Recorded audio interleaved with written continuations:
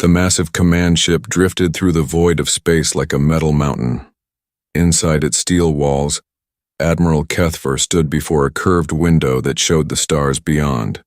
His 4 arms crossed behind his back as he watched the distant lights. The Zephyrian Empire had ruled this part of the galaxy for 300 years. 47 worlds had fallen to their might. Soon it would be 48. "Admiral," came a voice from behind him. Kethvar turned to see Dr. Veltar walking across the bridge. The science officer held a datapad in his thin hands. His large eyes looked worried. "What is it, Doctor?" Kethvar asked. His voice was deep and commanding. It was the voice that had ordered the destruction of entire cities. "We received the data from Probe 779, Veltar said. He handed the datapad to the Admiral. "The probe has been studying the 3rd planet in the Sol system for 6 months. Kethvar looked at the screen. It showed a blue and green world spinning slowly in space. White clouds covered parts of its surface. It looked peaceful, almost beautiful. "This is our target?" Kethvar asked. "It looks like any other world." "Yes, Admiral, but there is something strange in the data." Veltar touched the screen with one finger. New numbers appeared. The probe detected unusual energy readings before it went silent. Kethvar studied the numbers. They meant nothing to him. He was a warrior, not a scientist. "What kind of energy?" "I'm not sure," Veltar admitted. "The readings are unlike anything we have seen before. They appear to come from the planet's surface, but they do not match any known technology." The Admiral handed back the datapad. "Primitive species often surprise us with their simple machines. Remember the gas miners on Xerion Prime? They had built weapons from mining tools." "This is different, Admiral," Veltar said. His voice was quiet but firm. "These readings suggest something more advanced than we expected." Before Kethvar could respond, another officer approached. Commander Zixtal was young for his rank, but he had proven himself in many battles. His scaled skin was dark green and his eyes were sharp. "Admiral, we have received another transmission," Zixtal said. He held out a small device. "This one is unusual." Kethvar took the device and pressed a button. A voice filled the air around them. It spoke in perfect Zephyrian, though the accent was strange. "To the Zephyrian Empire. You are approaching the Sol system. This is a warning. Do not engage the humans. Do not land on their world. Do not underestimate them. You have been warned. Turn back now, while you still can." The message ended. Silence filled the bridge. Several officers had stopped their work to listen. They all looked at the Admiral. Kethvar laughed. The sound was harsh and cold. "Psychological warfare," he said. "The humans must have captured one of our scouts. They forced him to record this message." "But Admiral," Veltar said, "how would they know our language? How would they know we were coming?"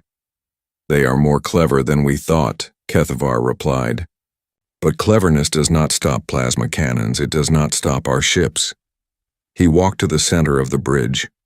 Around him, his officers worked at their stations. Lights blinked on screens. The quiet hum of the ship's engines filled the air.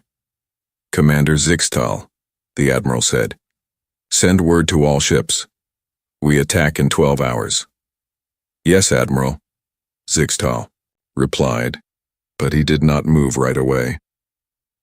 "Should we study the warning more? Perhaps send more probes?" Kethvar's eyes grew cold. "Commander, in 300 years the Zephyrian Empire has never retreated from a primitive world. We will not start now." Dr. Veltar stepped forward. "Admiral, I request permission to study the energy readings more. Something about this planet troubles me." "Your troubles do not concern me, Doctor," Kethvar said. "What concerns me is adding another world to our empire. He turned to face the large screen at the front of the bridge. It showed the blue planet again. So small, so far away, yet something about it made him feel uneasy. He pushed the feeling away. "This warning," he said to his officers, "proves that the humans know we are coming. Good. Fear will make them surrender faster." The bridge became busy with activity. Officers sent messages to other ships. Weapons were charged. Fighters were prepared. The great machine of war began to move. But in the corner of the bridge, Dr. Veltar looked at his data pad again. The strange energy readings were still there. They pulsed like a heartbeat, like something alive, something waiting. Hours passed. The fleet moved closer to the Sol system. 150 ships of different sizes, battle cruisers with thick armor, fast attack ships with powerful weapons, troop carriers filled with soldiers. It was enough force to destroy most worlds twice over. In his private quarters, Admiral Kethavar studied reports from previous battles. The Empire had a perfect record. Every world they attacked had fallen. Some fought back, but never for long. Technology always won against primitive courage. A soft chime told him someone was at his door. "Enter," he called. Dr. Veltar walked in. He looked tired. His large eyes were red from staring at screens. "Admiral, I have been studying the probe data all night," Veltar said. "I found something else. Something that worries me greatly." Kethavar did not look up from his reports. "What now, Doctor?" "The energy readings are not random," Veltar said. "They form patterns. Complex patterns that suggest intelligence. Advanced intelligence. All species have intelligence, Doctor. It does not make them dangerous. But, Admiral, these patterns are changing. They are adapting, almost like they are learning." Kethavar finally looked up. "Learning what?" "Learning about us," Veltar said quietly. "I think the humans have been studying our probe. I think they know more about us than we know about them." The Admiral stood up. His forearms flexed with controlled anger. "Doctor, you are letting fear cloud your judgment. This is a simple conquest. We arrive, we destroy their defenses, we take their world. It has worked 47 times before." "But the warning, Admiral. Someone told us not to come. Someone who knew we were coming." "Enough!" Kethavar's voice filled the room. "I will not let the fears of one scientist change 300 years of tradition. We are the Zephyrian Empire. We do not run from primitives." Dr. Veltar bowed his head. "Yes, Admiral, I understand." But as he left the room, Veltar's mind was filled with worry. The energy readings were getting stronger. The patterns were becoming more complex. Something on that blue world was watching them. Something that had sent a warning. A warning they had chosen to ignore. On the bridge, Commander Zixtal checked the fleet's position. They would reach the edge of the Sol system in 6 hours. He thought about the strange message. The voice had sounded so certain, so confident. But confidence meant nothing in war. The Zephyrian Empire had ships, weapons, and 3 centuries of victories. What could one small world do against such power? Soon, they would find out. The fleet moved through space toward Earth. Behind them, the stars watched in silence. Ahead of them, a blue world waited. And somewhere in the darkness between, an ancient warning echoed unheard. They had been warned, but they were coming anyway. The Zephyrian fleet dropped out of hyperspace at the edge of the Sol system. 150 ships appeared in the darkness like metal stars. Admiral Kethavar stood on his bridge and smiled. This was always his favorite moment. The moment when another world learned that the Empire had come for them.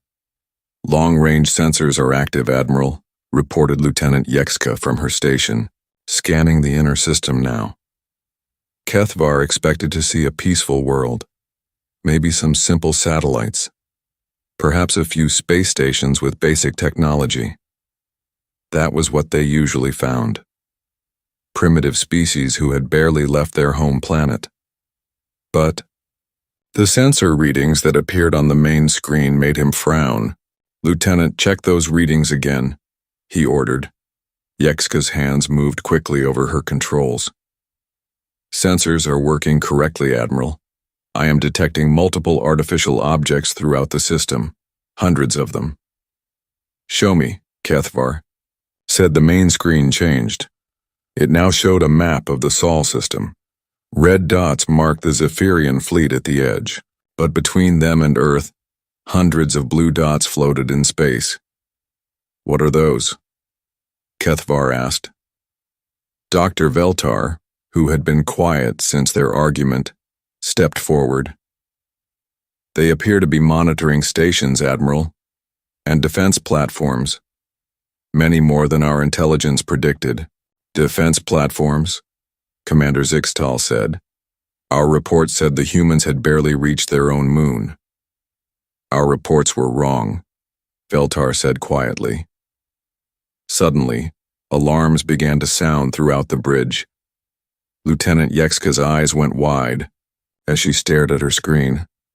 "Admiral, we are being scanned by multiple sources, high-powered sensors from throughout the system." Kethvar felt a chill run through his body. Being detected so quickly was not normal. Most primitive species took hours or days to notice an approaching fleet. The humans had found them in minutes. "How is this possible?" he demanded. "Unknown, Admiral," Yekska replied. "But the scans are very detailed. They are mapping our entire fleet. On Earth, deep beneath a mountain in Colorado, alarms were ringing in a different language. General Sarah Chen stood in the center of the command room, watching screens that showed the alien fleet. "How many ships?" she asked. 150 confirmed, replied Colonel Martinez at the sensor station. "Multiple ship classes. This is a full invasion force. Time until they reach Earth orbit? At their current speed, 18 hours. General?" Chen nodded. 18 hours. They had prepared for this moment for months ever since they captured that alien probe. The probe that had been watching Earth. The probe that had told them everything they needed to know about their enemies. "Send the message," she ordered. In space, the Zephyrian fleet was still moving toward Earth when they received another transmission. This time the voice was different. Female. Calm, speaking perfect Zephyrian, to the commanding officer of the Zephyrian fleet. "This is General Sarah Chen of Earth Defense Command. You were warned to stay away. You chose not to listen. This is your final chance to leave our system peacefully." Admiral Kethvar laughed, but the sound was forced. "They learned our language quickly. I will give them that." "Admiral," Dr. Veltar said, "how do they know your rank? How do they know we have a commanding officer?" Before Kethvar could answer, Commander Zixtal called out from his station. "Admiral, 3 objects are approaching from Earth. High speed. Very high speed." "Our advanced scouts?" Kethvar asked. "No, sir. These are coming from Earth toward us." The main screen showed 3 small objects racing through space. They were moving faster than anything the Zephyrians had ever seen from a primitive species. "Weapons?" Kethvar asked. "Unknown, Admiral. They are too small to carry heavy weapons. Probably reconnaissance craft." "Let them come," Kethvar decided. "When they get close enough, destroy them. Send a message to the humans about what happens when they challenge the Empire." But the 3 human craft did something unexpected. Instead of flying straight toward the Zephyrian fleet, they split apart. One went high, one went low, and one came straight down the middle. Their flight patterns were wild and unpredictable. "Target the center craft," Kethvar ordered. The weapons officer fired. A beam of bright energy shot through space toward the human ship. It should have been an easy hit. The human craft was flying directly toward them, but at the last second, the human ship twisted away. The energy beam missed by mere meters. The craft continued its wild flight, spinning and turning in ways that hurt to watch. "Fire again," Cathvar ordered, his voice tight with anger. More energy beams shot out. The human ship dodged them all. It moved like a living thing, dancing between the weapons fire. Behind it, the other two craft were doing the same thing, avoiding shot after shot. "How are they doing that?" Commander Zixtal asked. Lieutenant Yexka was staring at her sensors. "Admiral, I am reading massive acceleration forces on those craft. No living being should be able to survive those movements." "Yet they are surviving," Dr. Veltar observed. "And they are getting closer." The three human ships were now racing between the Zephyrian vessels. They moved too fast for the big guns to track. They flew patterns that seemed impossible, and somehow they were scanning every ship they passed. "They are collecting data on us," Dr. Veltar said. "Learning about our weapons, our defenses, our capabilities." "Enough of this," Cathvar snarled. "Send the fighters, 20 ships, destroy those insects." 20 Zephyrian fighter craft launched from the fleet. They were fast, armed with powerful weapons and flown by experienced pilots. They should have destroyed the three human craft in minutes. Instead, something happened that no one on the Zephyrian bridge could understand. The human ships began to fight back. They had weapons that they had not shown before. Weapons that fired solid metal at incredible speeds. When these metal slugs hit Zephyrian fighters, they punched right through the shields and armor. "Impossible," breathed Lieutenant Yexka. "Our shields stop all kinetic weapons." "Not all," Dr. Veltar said grimly. "Not when they move that fast." But it was not just the weapons that shocked the Zephyrians. It was how the humans fought. They worked together like parts of one mind. When one human ship was in trouble, the other two immediately came to help. They covered each other, protected each other, and fought with a coordination that was beautiful and terrible to watch. Worse, they seemed to know what the Zephyrian pilots were going to do before they did it. Human ships would dodge attacks that had not even been fired yet. They would turn away from weapons that were still charging. In 10 minutes, the humans had destroyed 6 Zephyrian fighters. The other 14 were running back to the fleet, damaged and defeated. "Status report," Cathvar demanded. 6 fighters destroyed, 8 heavily damaged, Commander Zixtal reported. His voice was quiet with shock. The human craft took no damage. "How many humans were in those ships?" "Sensors show 3 life forms, Admiral, 1 in each ship. 3 humans had defeated 20 Zephyrian fighters. 3. Admiral Cathvar stared at the main screen. The 3 human ships were now flying lazy, circles around his fleet just out of weapons range. They were watching, waiting, learning. "Admiral," Dr. Veltar said softly, "I recommend we reconsider our approach to this world."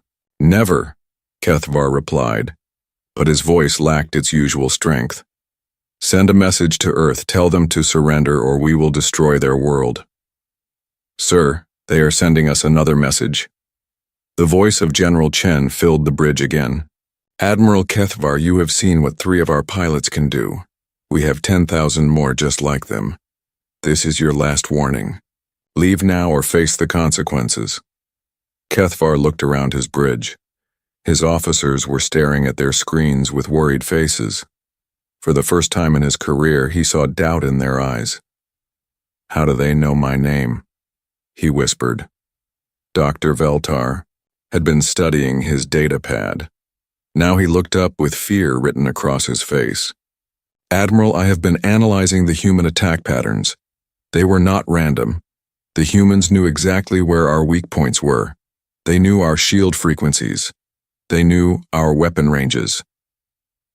What are you saying? I am saying they have been studying us for a long time, much longer than we have been studying them. That probe we sent? I think they captured it months ago. I think they have been learning everything about us while we learned nothing about them. Kethvar felt a cold weight settle in his stomach. For 3 centuries, the Empire had won because they always knew more than their enemies. They studied each world before attacking. They learned about defenses and weapons and tactics. But this time, it seemed the humans had studied them. Admiral, Commander Zixtal said, "Orders?" Kethvar looked at the blue planet on his screen. So peaceful, so small. Yet somehow, it had already bloodied his fleet with just 3 ships. 3 ships. "We continue the attack," he said finally. "Ready all vessels for assault. We will show these humans the true power of the Empire." But even as he gave the order, Admiral Kethvar wondered if he was making the biggest mistake of his life. In the UA, distance Earth waited, and on Earth 10,000 human pilots were preparing for war. Admiral Kethvar had made his decision. The full might of the Zephyrian Empire would fall upon Earth like an iron fist. He would not be remembered as the first admiral to retreat from a primitive world. "All ships, attack formation," he commanded. "Target the 3rd planet. Destroy all resistance." The Zephyrian fleet moved toward Earth like a cloud of metal death. Battle cruisers led the way, their thick armor gleaming in the light of the distant sun. Behind them came the destroyers and frigates. At the rear, troop carriers waited to land soldiers on the conquered world. It should have been a simple battle. The Empire had done this 47 times before. But as they approached Earth's moon, things began to go wrong. Admiral, Lieutenant Yexka called out, "I am detecting massive energy buildups on the planet's surface." "Their defenses are charging," Kethvar said. "Expected. What are their capabilities?" "Unknown, sir. The energy readings are unusual." On the main screen, Earth grew larger. The blue and white marble that had looked so peaceful now seemed to pulse with hidden power. Strange lights flickered across its night side. "Sir!" Commander Zixtal's voice was sharp with alarm. "Multiple launches from the planet. Hundreds of objects heading our way." "Missiles?" Kethvar asked. "Negative, Admiral. These appear to be fighters, but they are launching from the planet's surface." Dr. Veltar looked up from his station. "Admiral, I am reading atmospheric breach signatures. They are launching spacecraft directly from their atmosphere into space, without using stations or orbital platforms. This was impossible. No species the Empire had encountered could launch fighters directly from a planetary surface into space combat. The energy requirements were enormous. The technology needed was beyond anything a primitive world should possess. But the evidence was right there on their sensors. Hundreds of human fighters were rising from Earth like a swarm of angry insects. "How many?" Kethvar demanded. "Still counting, Admiral," Yexka replied. 500, 800, 1,000. "Sir, they are still launching. I count over 1,500 fighters now." 1,500. The Empire's entire fleet carried only 800 fighters. "Admiral," Dr. Veltar said quietly, "I recommend we halt our advance and reassess." "No," Kethvar snarled. "We have superior technology. We have larger ships. We will crush them with overwhelming firepower." The human fighters reached the edge of Earth's atmosphere and formed into groups. But these were not like any formations the Zephyrians had ever seen. Instead of rigid battle lines, the humans flew in fluid, organic patterns that seemed to shift and flow like water. "Begin the attack," Kethvar ordered. The first Zephyrian battlecruiser, the Void Render, opened fire with its main plasma cannons. Beams of superheated energy shot toward the human formations. Each beam was powerful enough to destroy a city. The humans scattered like leaves in a windstorm. They moved in all directions at once, some diving toward Earth, others climbing high, above the battle. Not a single beam found its target. Then the humans began to return fire. Their weapons were not what the Zephyrians expected. Instead of energy beams, they fired solid projectiles at incredible speeds. Railgun slugs and kinetic penetrators that moved faster than anything the Empire had seen. The first slug hit the Void Render's forward shield generator. The shield flickered and died. The second slug punched a hole in the ship's armor. The third slug entered the ship's reactor core. The Void Render exploded in a ball of white fire. "Impossible!" Keithvar shouted. "That ship had the best shields in the fleet." "Their weapons are moving too fast for our shields to stop," Dr. Veltar reported. "Pure kinetic energy at relativistic speeds. Our shields were not designed for this type of attack." More Zephyrian ships opened fire. More human fighters scattered and regrouped, and more kinetic slugs found their targets. Within minutes, 3 more Zephyrian vessels were burning wrecks floating in space. But the worst part was not the weapons. The worst part was how the humans fought. They moved like they could read minds. When a Zephyrian ship turned to target one group of fighters, another group would attack from the opposite direction. When weapons locked onto a human ship, it would begin dodging before the weapons even fired. "How are they coordinating so well?" Commander Zixtal asked. Lieutenant Yexka was studying her communication sensors. "Sir, I am detecting massive data transmissions between all human craft. They are sharing information in real time. Positions, targets, damage reports, everything. They fight as one mind in many bodies," Dr. Veltar observed. Admiral Kethvar watched his fleet being torn apart by ships that should have been primitive toys. His hands gripped the command rail so tightly that his knuckles turned white. "Launch all fighters," he ordered. "All of them. Overwhelm their defenses." 800 Zephyrian fighters poured out of the fleet's carriers. They flew in perfect formations following tactics that had worked for 3 centuries. Disciplined, organized, predictable. The humans fell upon them like wolves. Human fighters moved through the Zephyrian formations like ghosts. They appeared from nowhere, fired their deadly accurate weapons and vanished before return fire could target them. They used every piece of debris, every gas cloud, every shadow as cover. Worse, they had no fear. Zephyrian pilots began to panic as human fighters performed maneuvers that should have killed their pilots from acceleration forces. Humans flew straight toward Zephyrian weapons fire, dodging at the last possible second. They rammed damaged human ships into Zephyrian vessels, sacrificing themselves to save others. "Sir," Lieutenant Yexka called out, "the humans are doing something to our communications. Our fighter pilots are reporting system failures." "What kind of failures?" "Their targeting computers are malfunctioning. Navigation systems are showing false readings. Some fighters report their own weapons are not responding to commands."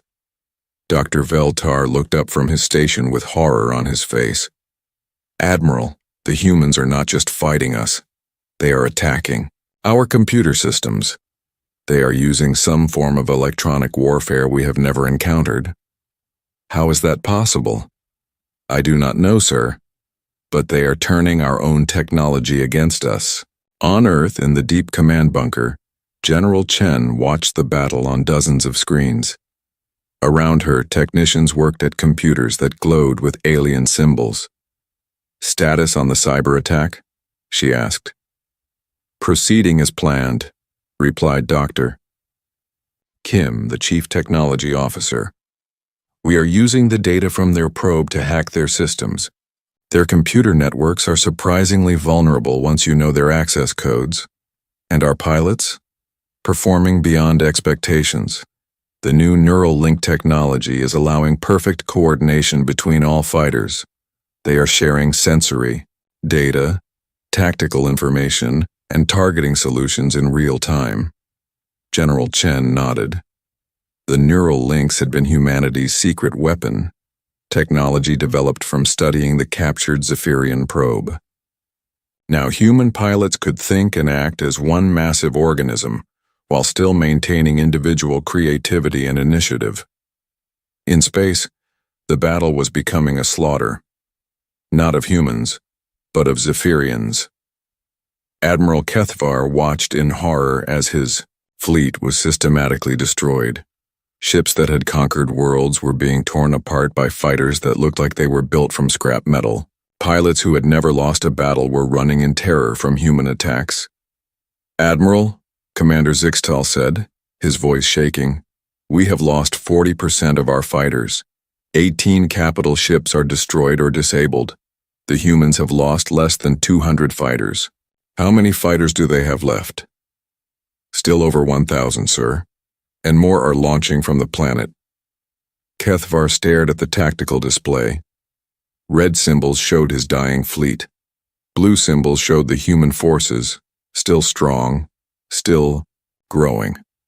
For the first time in his military career, he was losing.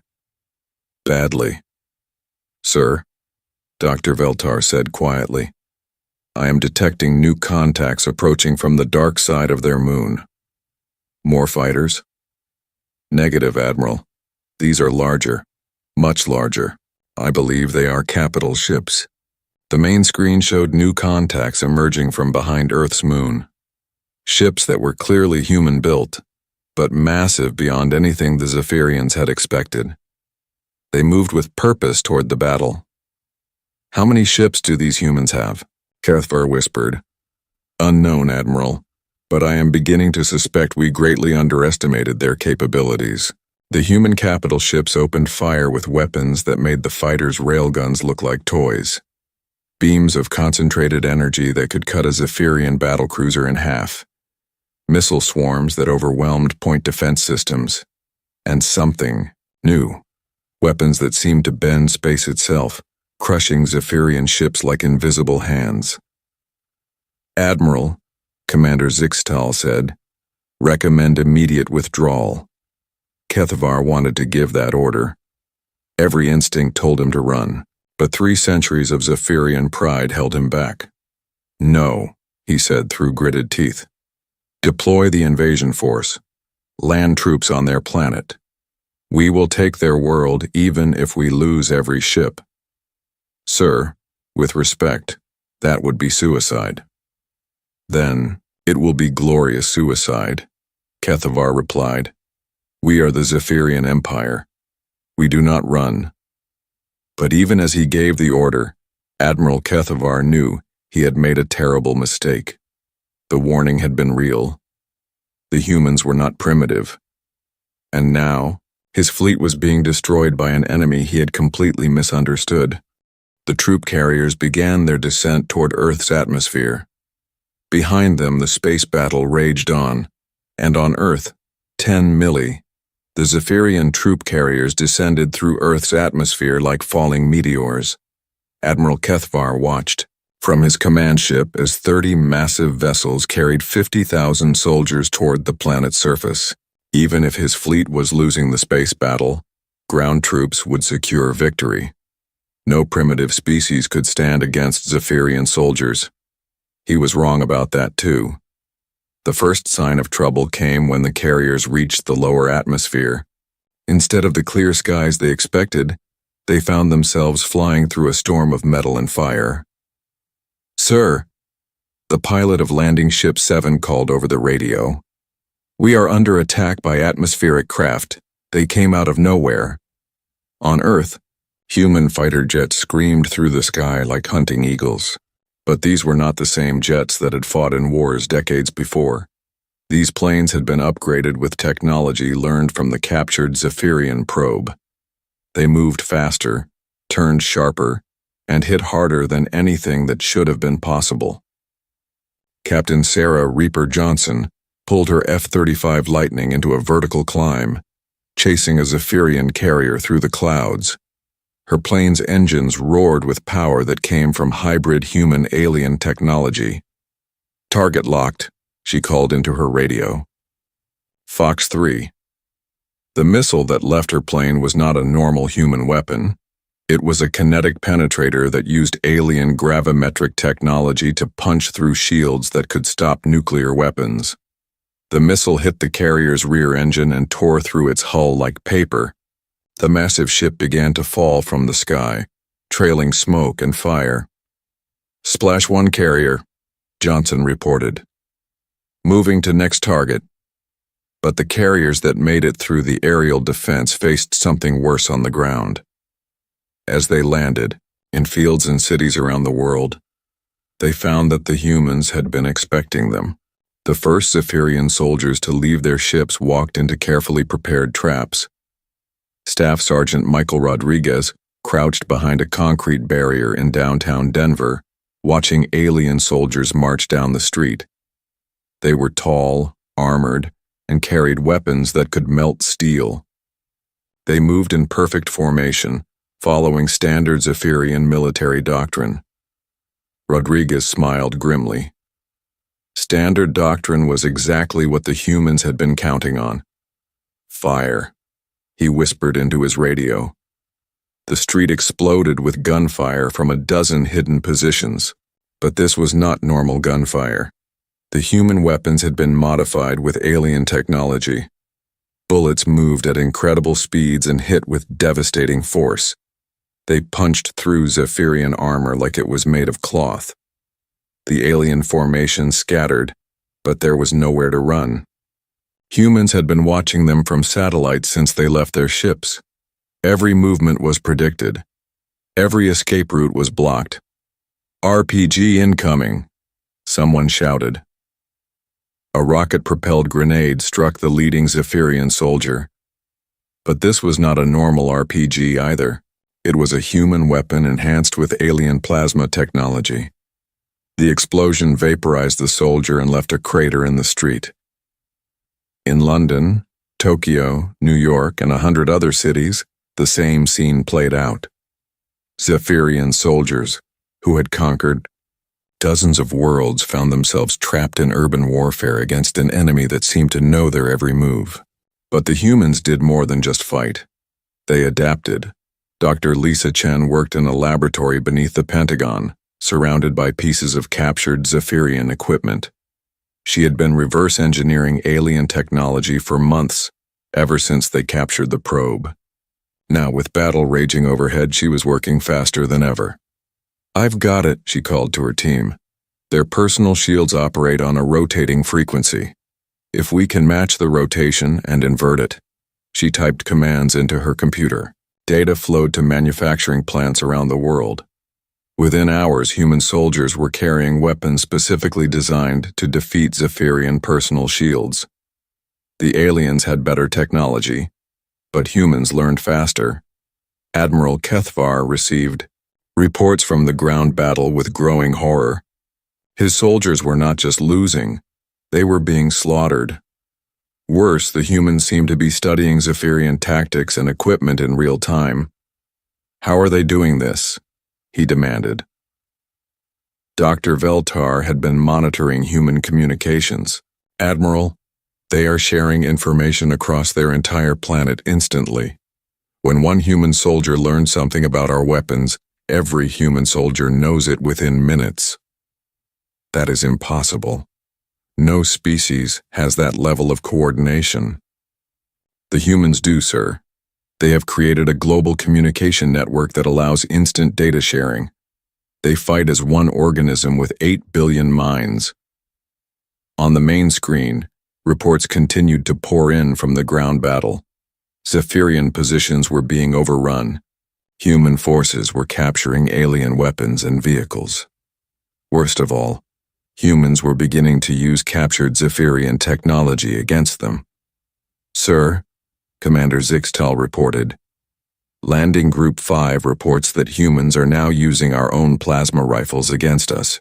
They have somehow modified them to be more effective than our standard weapons. How is that possible?" Unknown, Admiral. But the humans appear to be improving our technology even as they use it. This was beyond anything the Empire had ever encountered. Primitive species were supposed to be overwhelmed by superior technology. They were not supposed to steal that technology and make it better within hours of first seeing it. But humans were not like other species the Empire had conquered. In a factory in Detroit, workers were dismantling a captured Zephyrian tank. They had never seen alien technology before today, but they approached it with the same curiosity and determination that had built human civilization. "Look at this," said Maria Santos, an engineer who had been building cars until this morning.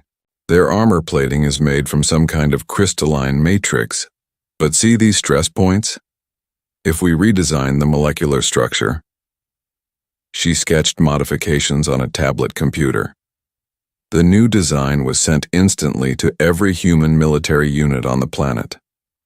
Within hours, human soldiers knew exactly where to shoot Zephyrian vehicles to disable them with a single shot. The aliens had superior materials, but humans had superior insight. As the day wore on, the tide of battle shifted dramatically.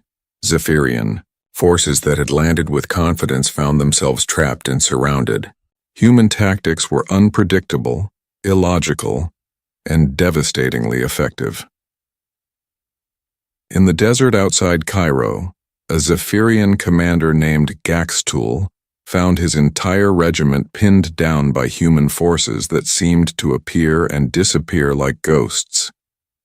Every time his soldiers advanced, the humans melted away only to attack from a different direction. "This is not how warfare is supposed to work," he muttered into his communicator. "Sir," his lieutenant replied, "the humans do not seem to follow standard military doctrine." "Then what doctrine do they follow?" "None that we recognize, sir. They appear to be making up new tactics as they fight." This was exactly right. Human military commanders around the world were inventing new strategies in real time, sharing ideas instantly through their global communication networks. They combined ancient guerrilla warfare with cutting-edge technology. They used civilian infrastructure as military assets. They turned every human into a potential soldier. Most importantly, they fought with an intensity that the Zephyrians had never encountered. Colonel James Mitchell led a counterattack through the ruins of Seattle, carrying a weapon that had been a Zephyrian plasma rifle until human engineers got their hands on it. Now it fired twice as fast and hit 3 times as hard as the original. "Remember," he called to his soldiers as they advanced, "this is our world, our home. They want to take it from us." The human soldiers around him moved with a fury that came from defending everything they loved. They were not fighting for an empire or for conquest. They were fighting for survival, for their families, for their future. That made all the difference. By nightfall, Zephyrian forces on Earth were in full retreat. Those who could reach their ships fled back to space. Those who could not surrender or died fighting. The ground invasion that was supposed to secure the planet had become a complete disaster. Admiral Kethavar stared at the reports in disbelief. 50,000 soldiers, the finest warriors in the Empire, defeated by a primitive species in a single day. "Status of the fleet?" he asked quietly. 60% losses, Admiral," Commander Zixtal replied. "Most remaining ships are heavily damaged. The humans now control orbital space around their planet." "And the humans?" "They are launching more ships, sir. Their industrial capacity appears to be enormous. They are building new vessels even as the battle continues." Dr. Veltar looked up from his station. "Admiral, I am detecting human ships approaching our position. They appear to be using captured Zephyrian technology, but modified." "Modified how?" "They are faster than our ships, sir, and their weapons are more powerful. Admiral Kethvar closed his eyes. In one day, the humans had gone from primitive targets to technological equals. No, more than equals. They were innovating faster than the Empire could adapt. "Sir," Commander Zixtal said quietly, "recommend immediate retreat." For a long moment, Admiral Kethvar said nothing. 3 centuries of Zephyrian dominance. 47 conquered worlds. All of it meant nothing now. "Signal the fleet," he said finally. "Full retreat, emergency jump to hyperspace." "Sir, many ships." Admiral Kethvar's remaining ships limped through space, running from Earth as fast as their damaged engines could carry them. 43 vessels out of 150. The greatest military disaster in Zephyrian history. But their nightmare was not over. "Admiral," Lieutenant Yekska called from her station, "I am detecting pursuit. Human ships are following us." Kethvar looked at the rear sensors in disbelief. "How many?" 12 confirmed, sir. But they are not like the ships we fought before. These appear to be newly constructed. Dr. Veltar studied the sensor readings. "Admiral, these ships are using our own technology, but improved. They are faster than anything in our fleet. How is that possible? We have been retreating for only 6 hours. The humans appear to have incredible manufacturing capabilities." Veltar replied. "They are building new ships using captured Zephyrian technology and their own innovations." Commander Zixtal looked up from his station. "Sir, the human ships are gaining on us. At current speed, they will intercept us in 2 hours." Kethvar stared at the tactical display. Red dots showed his fleeing ships. Blue dots showed human vessels closing the distance like predators stalking wounded prey. In all his years of service, he had never been hunted like this. "Can we jump to hyperspace?" "Negative, sir. Too many ships have damaged jump drives. If we leave now, we abandon 30 vessels and their crews." The Admiral faced an impossible choice: run and abandon a third of his remaining fleet, or stay and fight with ships that were already beaten. Before he could decide, his communications officer spoke up. "Sir, we are receiving a transmission from the human ships." "Put it through." The voice that filled the bridge was calm and professional. It spoke perfect Zephyrian with no accent. "Admiral Kethvar, this is Commodore Lisa Park of the Earth Defense Force. Your fleet is damaged and far from home. Surrender now and your crews will be treated according to galactic conventions of war." Kethvar laughed bitterly. "Galactic conventions? These humans speak as if they have been part of galactic civilization for centuries. How do they know about galactic law?" Commander Zixtal asked. Dr. Veltar was studying his datapad again. "Admiral, I believe they learned it from our probe. The probe contained our legal databases, including information about prisoners of war. They have been preparing for this day for a long time," Kethvar realized. The human voice continued. "You have 1 hour to consider our offer. After that, we will assume hostile intent and respond accordingly." The transmission ended, leaving the Zephyrian bridge in silence. "Options?" Kethvar asked his staff. "Limited, sir," Commander Zixtal replied. "We could scatter the fleet. Some ships might escape." "Unacceptable. I will not abandon more of my people." "We could make a stand here," suggested the weapons officer. "Go down fighting." "Against ships using our own technology but improved? That would be suicide." Dr. Veltar cleared his throat. "Admiral, there is another option. We could try to communicate with whoever sent us the original warning." Kethvar turned to stare at his science officer. "What do you mean?" "The warning we received before we attacked Earth. It came from someone who knew we were coming, someone who tried to stop this disaster. Perhaps they can help us now." "You want to call for help from an unknown entity?" "Admiral, we are already defeated. Our only choices are death, capture, or asking for help from whoever tried to save us in the first place. Kethavar considered this. Pride told him to fight and die like a Zephyrian warrior. But logic told him that his people needed him alive more than they needed him dead. "Do it," he said finally.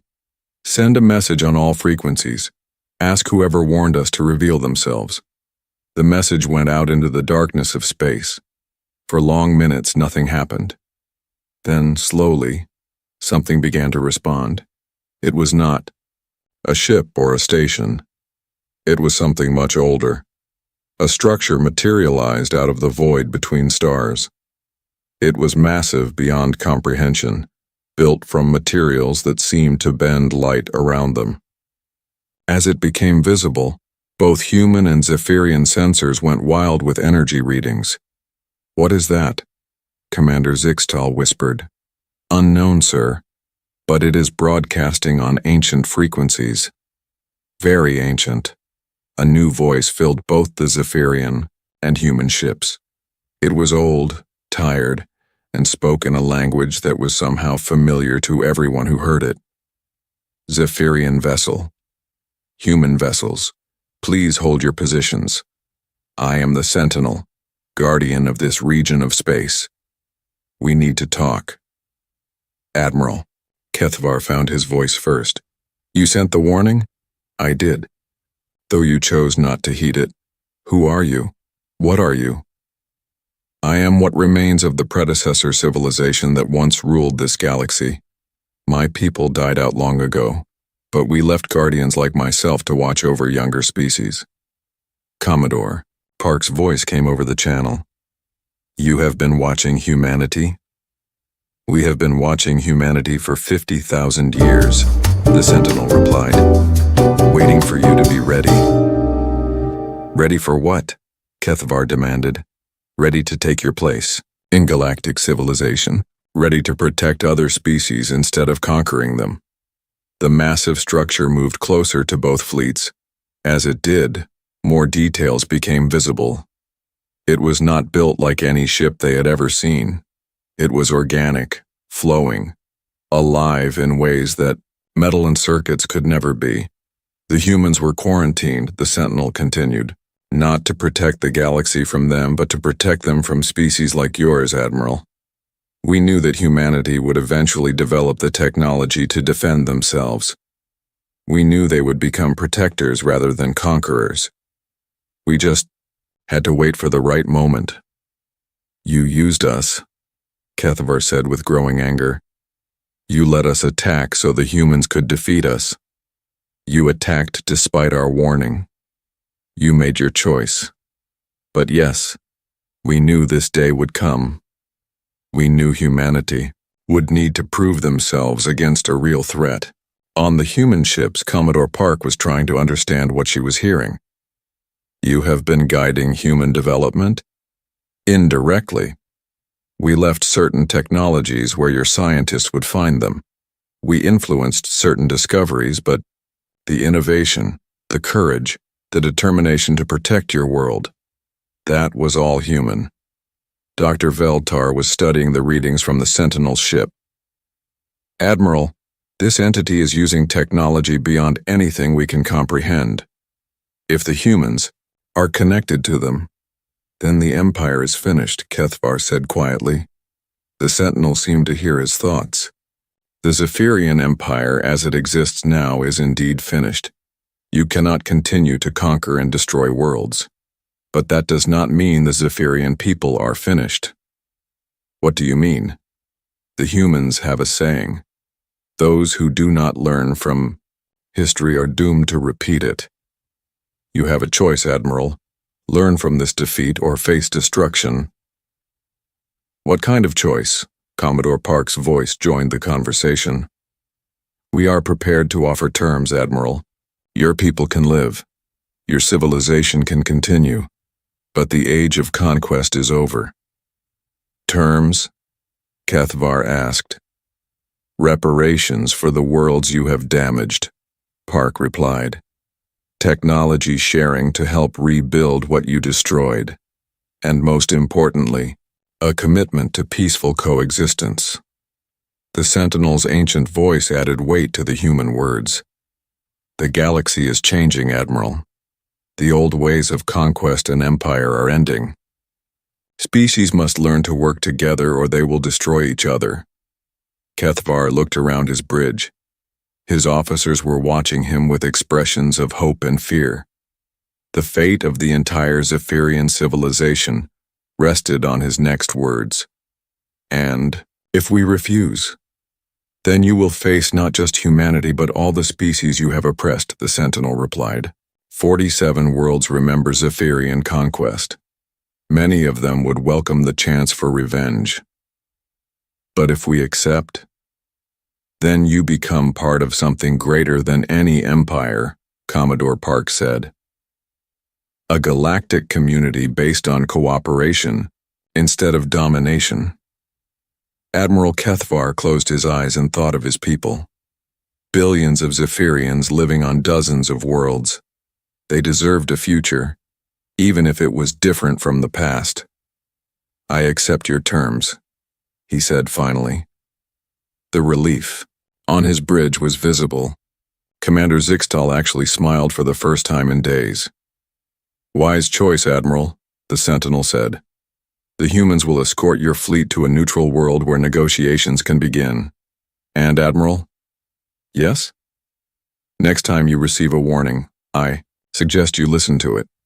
As the combined fleet moved toward the designated neutral world, Dr. Veltar approached his admiral. Sir, may I ask what changed your mind? Kethvar looked out at the stars. The humans, Doctor. In one day they went from primitive targets to our technological equals. They did not do this through conquest or theft. They did it through innovation, cooperation, and sheer determination. He paused, watching human ships escorting damaged Zephyrian vessels. Any species capable of that deserves respect, not conquest. Perhaps it is time the Zephyrian Empire learned to earn respect instead of demanding it. In the distance, Earth continued to spin in its orbit around an ordinary star. But the world was no longer ordinary.